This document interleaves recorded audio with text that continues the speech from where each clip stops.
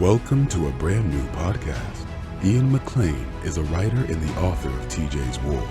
David Blair is an actor and the narrator of the audiobook TJ's War. David and Ian have been listening to their readers and listeners and have decided to turn TJ's War into a movie. And since the story covers the entirety of World War II, the movie will cost at least $50 million. Will David and Ian succeed in their quest? Follow them in this podcast series. We're going to make a $50 million movie. A question I've had lingering in my mind about this project, and it's one that I wanted to ask Ian and David, but actually, Syya, I'm going to ask you as the outsider. Well, you're not the outsider. You're very much inside the inner circle, but as a little bit later comer to the project. As I've read through the book, I'm on my second going through the book this time and envisioning a World War II era flick. Even though it's an anti-war movie, it's still set in that era. Every kind of World War II era movie I see has this kind of like sepia look to it. Like all the costumes are kind of drab, they're kind of grayish, greenish, brownish, there's no, how do you see that this project is, how do you add excitement and color to this kind of project? Well, my perspective is obviously that's where the importance of the director of photography comes into play, right? And of course, the director's vision and executing and all that. It really just depends. Ian, how do you envision it? I mean, this is your book, your story. I mean, what do you see? David would like to. We had an earlier episode. I was being asked the same question, and really, I've written the story. I've written the book, and how it turns out as a film, that's not really my.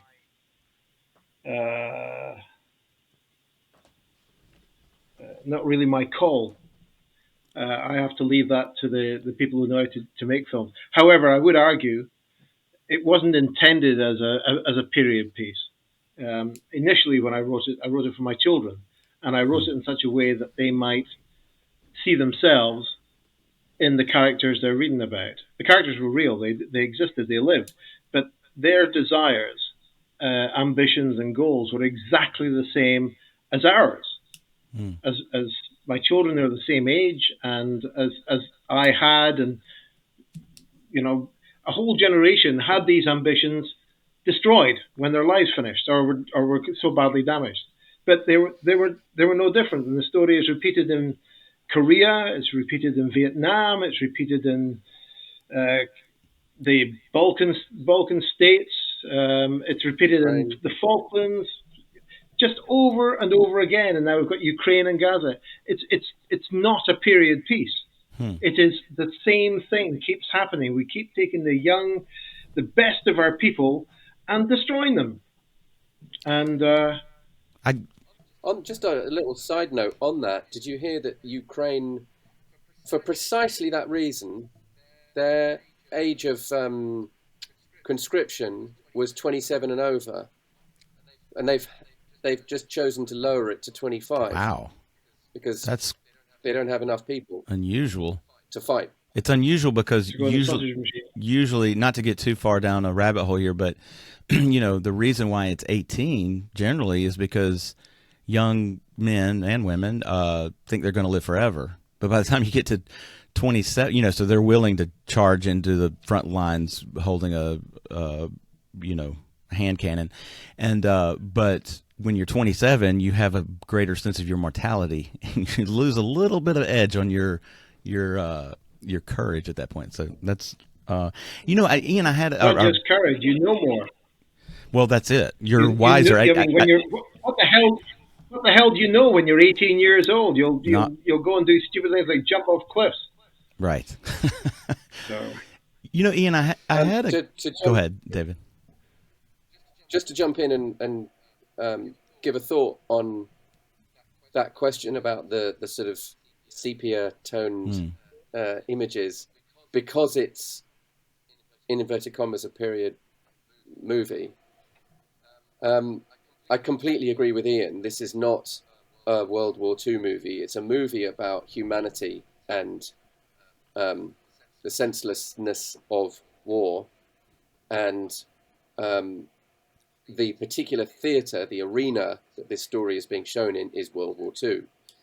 And my feeling is that if it's in vivid colour, and if a lot of it is almost a bit like 1917, is just following this one guy, not exclusively, obviously, throughout the whole show, but if we're just following this one person and seeing what happens to them whilst they're experiencing all of this stuff, my sense, I won't be the director, obviously, but my feeling is that people will not fail to be moved by this story if it centers around the people.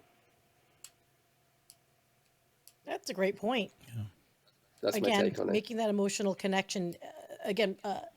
Yes, there's going to be the plot movement, but we were saying it's a truly character-driven movie. And I think that, to me, is something we're lacking. I mean, look, I'm not going to, call the baby ugly, but Hollywood could invest a little bit less in Marvel and more into character-driven movies. You ain't wrong. Okay, I'm just going to come out and say it, but I cannot stand the superhero, the Marvel stuff. I can't either. It bores me rigid. Yeah.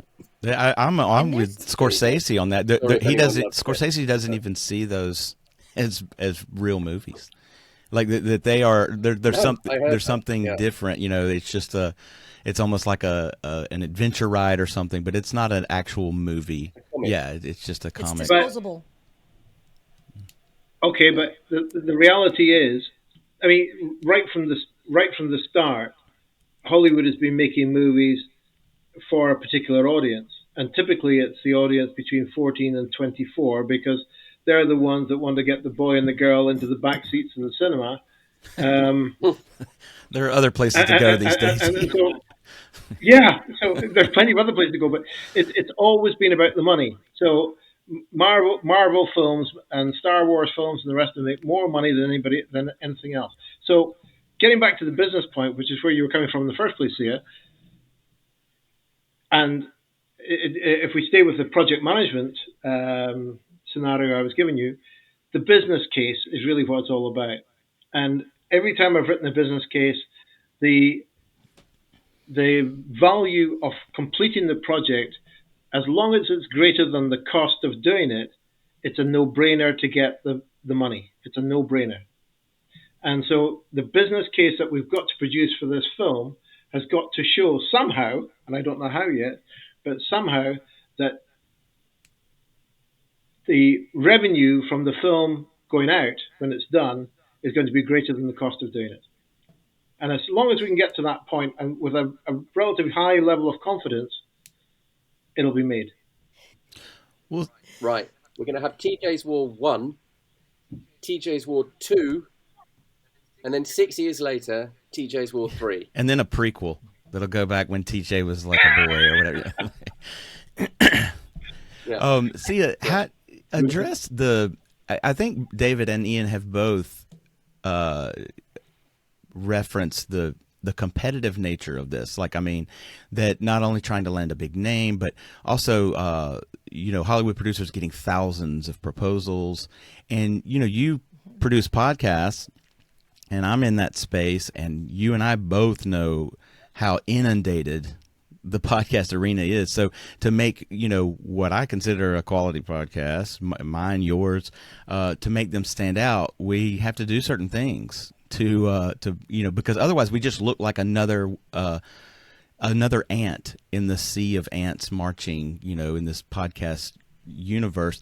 How do we make our movie scripts stand out from the other 1,000 that actors and producers are being approached with?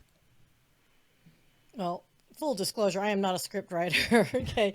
But as someone that, again, and the digital era that we're in social media, you have seconds, sometimes fractions of seconds, to get someone's interest, right? So the challenge I think we have with TJ's War is to get a generation, again, the majority, again, looking at who our target market is. And I'm not saying who it is or what we're identifying, but in this age of social media is we have to have that hook that's going to connect. And that's usually some kind of emotionally driven something, right? So when I have, joined on this project, again, what attracted me was the fact that this is at its root a love story, right? It's humanity coming together. I feel very strongly, especially with the bigger generations that might be of interest to it. So I think the boomer generation, anytime you have a period, World War II, there's going to be, not going to say nostalgia because we weren't necessarily alive, but we are old enough to have memories of it, right? So I think the boomer generation and Gen X, I think are going to be at least their antennas pointed in the direction of TJ's War to see what this is about. Now you've got the millennials and the Gen Zs that are like, what is this? It's 10,000 years ago, but it's still poignant because of the things that are going on politically around the world today. And at the root, it being an anti-war movie, I think we're actually on point with that generation. So there's huge opportunity to appeal to the sensibilities of each generations, and that will help us stand out. So yes, from a social media management and perspective, that's where I do a lot of consulting, is to feel out the sensibilities that is going to say, this interests me. And I'm going to say one more thing, maybe because I'm the female in this group here, is as a period piece, there's a lot of social media interest in the costuming and stylings of the 40s and the 30s. And I think you're going to get a lot of those people interested from a historical perspective. I'll just say one word because maybe I'm female, but Bridgerton. Every time that darn TV series comes out, I am just like gawking at the stylism of it all. I can see TJ's War being the World War II equivalent of something that's just, like, get me into that time period. Interesting. I hadn't considered that perspective before. Neither had I. Love it. And that's why Very I'm interesting. here. And I think, Well, can I ask you?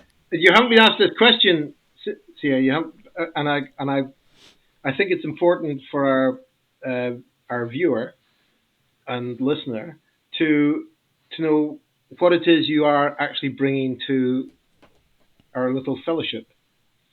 So I did this I do to whatever you Mark the tell other me, day, and I Ian. want you to to introduce yourself, and any blanks in there we'll fill in. But you come and tell You us know, what you're bringing to this project. I think for me, I think there's a lot of practicality in our visions. I am a tornado. Like I'm like a self-professed like tornado of ideas. Tasmanian devils, what I've been called, where we walk into our various meetings, right? We'll be talking about something, and then I just get this vision, and I just whip it around. And sometimes when the dust settles, there's an actual idea there, and sometimes it's not. But where I think Ian, you and I and David and Mark, we've kind of gelled, is in all this ideation, and I know you guys have a goal in place, there still needs to be a bit of a wrapping it together and pulling us together to ensure that the train is a train and not a, I don't know how to say it, but Train like wreck. not a random caravan, like A going in bag of multiple cats. directions. A bag of cats. Okay, it's herding cats, yeah, to some degree. But I think I feel like, as you called me the chief of staff, I'm not going to lie to you. That giggles me because no one's ever accused me of being the chief of staff, but I do know how to wrangle people together. Yeah. Well, you were just taking the air out of my lungs Words. because I was about to say exactly that. I think you're a terrific chief of staff. I think you bring a lot of order around the chaos already, and Yeah.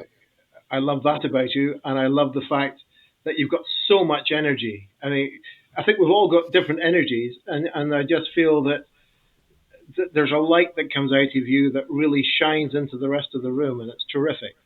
So I, I'm sure David can add to this, but I'm so appreciative that you are on the team. I can't tell you. I think it's wonderful. I said that to Mark earlier, so I'm not going to say it again because he'll just think I'm in love with him. But I want a finder's fee for bringing Syya in. yes, you should. Oh no, You're no. absolutely spotted on the mark, on the money. But no, Project's not it's done. really great having you on board, David. Well, thank you. Thank you. I appreciate it. Yeah, Those are very kind completely. words. You guys make it easy to want to be inspired to do something of this nature. I mean, when I first heard this project, I was like, you've got to be freaking kidding me. Like, really? But the more I've listened and the more time we've all spent together, I have no doubt in my mind this will net something. We're gonna build to something here. And it could end up being a, viral video that we just make ourselves if we need be, or it could become a massive, Hollywood blockbuster. Or David, we've all talked about it, like, or maybe it could be the next big, TV series. I know England, you guys, when you do your series, it's typically what 6 episodes, 6 to 8 episodes. Like I could see TJ's War being a series of that nature. I mean, the opportunities are limitless. I mean, heck, guys, if we're turning into a cartoon, we're turning into a cartoon. That's all I'm saying. I just watched Great story that needs to be shared. I just watched Shogun. Do you know that show that's been on FX, I believe? Oh yeah, Yeah, and it's Really want to see that. Oh, it's wonderful. Although it's almost like Lord of the Ring, not Lord of the Rings. What's the HBO one? What's the HBO like fantasy drama thing that was so huge? What's the with dragons Game and of all that Thrones. stuff? Game of Thrones. Okay, Oh, it's almost Game like of Game of. Thrones? Well, it's like in this regard, it's like Game of Thrones. Like when I first watched Game of Thrones, I was watching it with a DVD box set that came with a map and came with like character descriptions. I don't see how you could have gotten into Game of Thrones without those extra accoutrements, because I'm like, where are they now? And who's a Dothraki? And what? Like, I'm like trying to put it all together. Shogun is kind of like that. Like, there's so many characters. And if you don't speak Japanese, keeping up with who's Ishida's son and who's, Takanawa or whatever is really difficult. But that aside, the show is brilliant. It's a wonderful story, the way it's shot. And I would love to see TJ's War, be the World War II version of Shogun or whatever. So yeah, I could totally see it as a series as well. I completely agree. And I just echo everything that Ian said, Syya. We haven't known each other very long, but it's clear you mean business. I don't mess around. That's true. One reason I thought she'd be great too is because I know that a lot of us are idealists, or if that's the right use of that word. We are thinking in scope of, I can see it this way. I can see it this way. We need a practical person like Syya to like get us on a schedule, to get me up at 5 a.m. to be here, and so I think Syya definitely brings an element of practicality to the table. Oh, thank very good. you. But then in Japan, you do have the sunrise as your flag, don't you? So. Well, it is the land of it. We're actually starting to see your sunrise in that background there too. Yeah, that's. You can see There it. you go. So, I just had this vision in my head, guys, and I get it. Maybe it's because I'm a bit of a sci-fi person, but so I was thinking about that Westworld TV show, the new one that's HBO.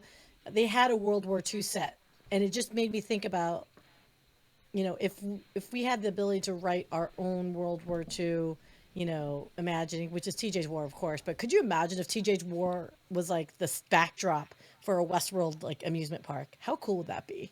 Okay, that's all. This is just a vision. Well, now we're in. My excuse to throw in Westworld. No, Okay. see, no. I'm just gonna say no. Oh well, wait! Oh my gosh! Without the naughty bits of Westworld. Well, I mean, I think No, you're getting the a nine little. bits are fine. I'm just saying about the amount of alcohol you'd have to drink. Well, you know what? If you want to get butts and seats, you might want a little mix it up. That's all. I'm kidding. No. Wouldn't suggest that. But that is an example. It just cracks me up, is just to think of like, just like a writer's room. There's- Like being with you guys there's a- and us recording all of our meetings. It's so much fun. There is an amount of sex in the book. No, it's, Although it's it could as be. real as we can Could make be. it. I mean, look, people, sex sells. Let's call. Well, is it? That's my next question. Does this conclude this episode of we're gonna make a $50 I million think it probably movie? better had. Yeah. Well, but Syya, I know that everyone is glad you're on board with this, Yeah. if not just for the Well, thank you amusement very alone. Yeah. Look, No, this you've is been gonna here be a couple of long, months arduous- now, and you're very much part of the furniture. Oh, Yeah. I don't know if I want to be called a piece of furniture, but that's okay. There's an American In the term nicest for that. possible Part way. of. Yeah. Yeah. You know, I love that idea though, and I think, if I may, I'm so glad for this project. I know it's going to be a lot of work for all of us as we go down this journey together. I would really hope that the folks that are listening start to get to know us and understand that the story of TJ's War is really the fuel that's behind everything that we're doing, right? And this collaboration isn't just for, giggles. We're on a mission, but look, David, Ian, Mark, like you guys are personalities, and I'm excited to dig more deeply as this project moves forward. So thank you so much for letting me be part of it. Thank you. Yeah, thank you, and We're very lucky to have you on board. thank you, Ian and David, for having us all. So, all right, with that, we will adjourn until the next. We're gonna make a $50 million movie. To find out more about the book, visit tjswar.com, and to buy it, click on the Amazon link below. To accompany us on our journey, please subscribe to this podcast, because we're going to make a $50 million movie.